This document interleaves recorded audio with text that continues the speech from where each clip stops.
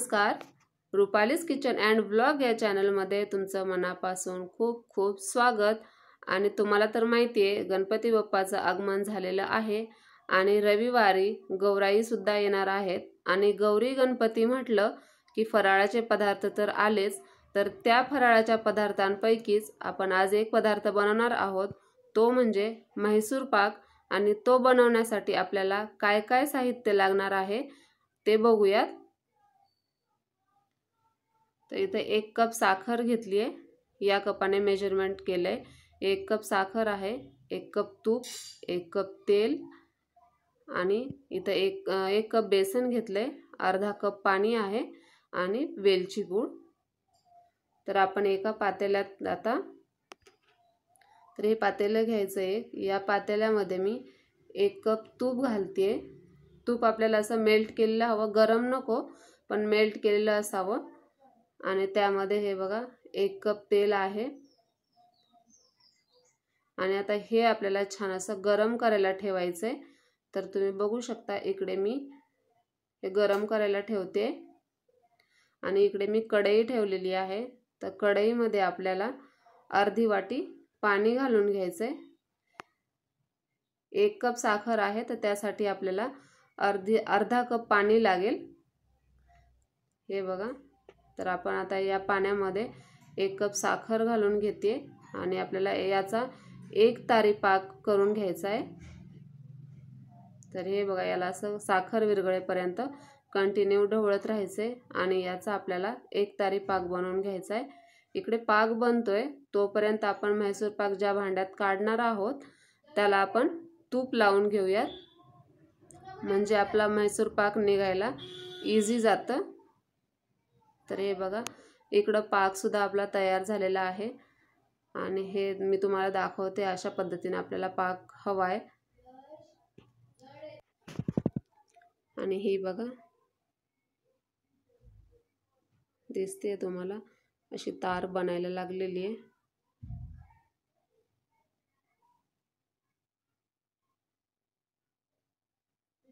तर हे बघा, 1 तारी पाक आपला तयार झालेला आहे। आणि आता इकडं आपलं तूप आणि तेल मिक्स करून जे गरम करायला ठेवलं होतं ते सुद्धा गरम झाले। तर आता हे मी बेसन घेतलंय, 1 कप बेसन आहे, तर त्यामध्ये हे मी तूप घालून थोडंसं मिक्स करून घेते, म्हणजे आपल्याला याचं लिक्विड बनवून घ्यायचंय, जेणेकरून आपण हे बेसन पाकामध्ये टाकू त्यावेळेस गुठळ्या होणार नाहीत। तर हे बघा, याच्यामध्ये मी तूप घालून हे असं मेल्ट करून छान अशी याची पेस्ट बनवून घेते।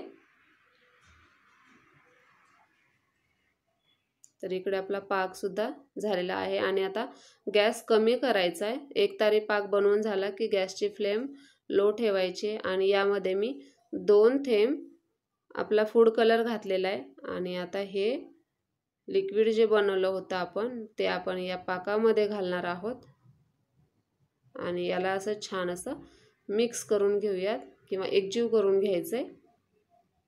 तर तुम्ही बघू शकता, कंटिन्यू याला ढवळत राहायचंय, अजिबात थांबायचं नाही।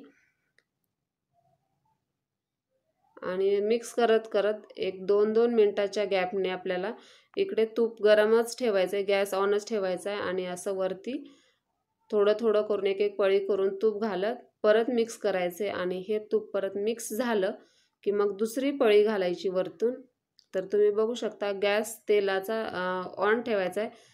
तुम्ही तेलही वापरू शकता पूर्णपणे किंवा पूर्णपणे तूप सुद्धा वापरू शकता, मी दोन्ही अर्ध अर्ध वापरलंय।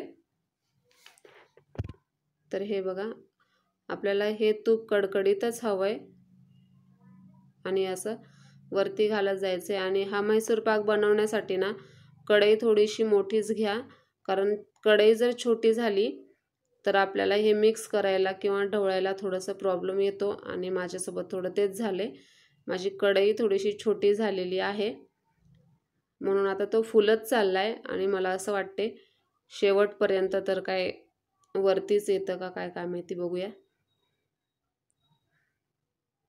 कारण माझ्याकडे हीच कढई आहे सगळ्यात मोठी म्हटलं तर, म्हणून ऑप्शनही नाही आता, ठीक आहे। पण तुम्ही काळजी घ्या, कढई थोडीशी मोठी वापरा। आणि हे बघा आपल्याला थोडं थोडं करून कडकडीत तूप वरती घालत जायचे, म्हणजे आपला म्हैसूर पाक एकदम छान जाळीदार असा बनणार आहे। तर तुम्ही बघू शकता असं मिक्स करत जायचे। वा किती मस्त झालाय। आणि आता यामध्ये घालूयात वेलची पूड। तुम्ही बघू शकता किती मस्त असं फुललेलं आहे।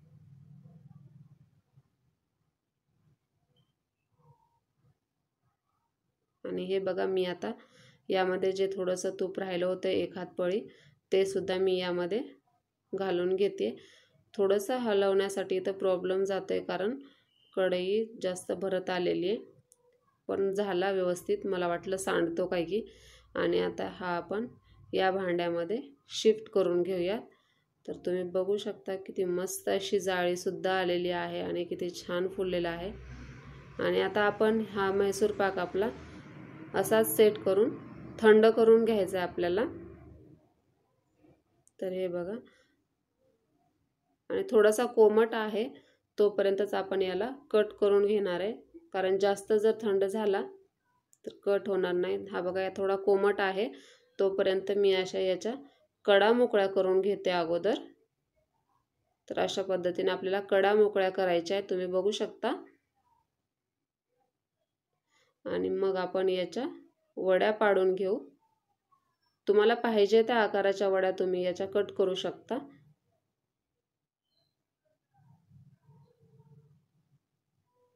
तर अशा पद्धतीने मी या वड्या कट करून घेते।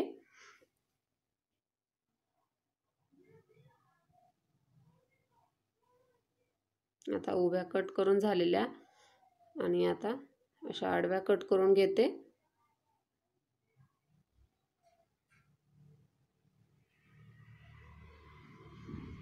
कट करून आपल्याला परत थंड करण्यासाठी ठेवून द्यायचं आहे, लगेच आपल्याला काढायचा नाही। आता थंड होऊ द्या। आता हा पूर्णपणे थंड झालेला आहे आणि आता आपण याला एका ताटामध्ये काढून घेऊ।